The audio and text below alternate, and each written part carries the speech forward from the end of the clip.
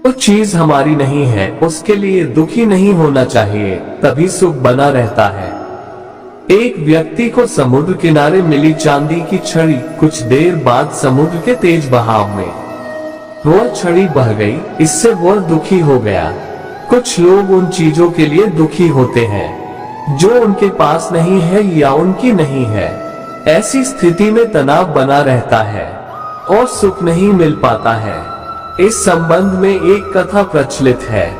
कथा के अनुसार पुराने समय में एक व्यक्ति समुद्र किनारे टहल रहा था।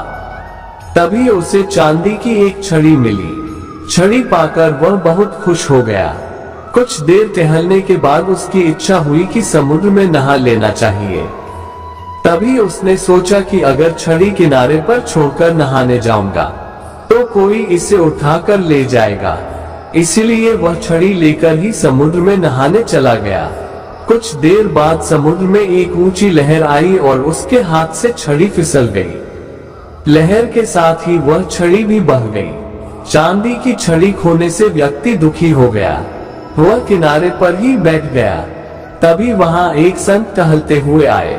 उन्होंने व्यक्ति को दुखी देखा तो परेशानी की वजह पूछी।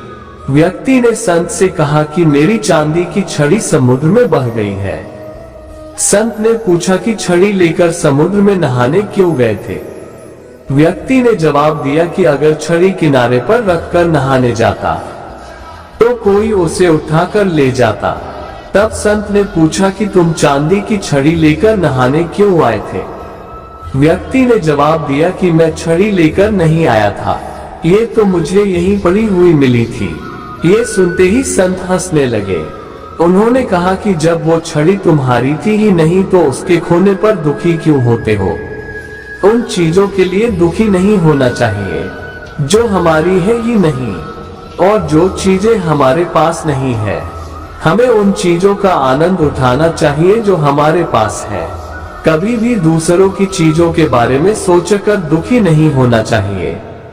व्यक्ति को संत की बात समझ आई और वह वहां से अपने घर चला गया।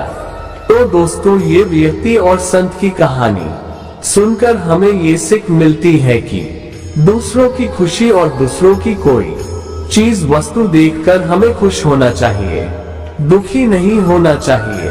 ये कहानी आपको अच्छी लगी हो तो चैनल को सब्सक्राइब कर देना और वीडियो को भी लाइक करके बेल आइकन प्रेस कर देना। राधे राधे।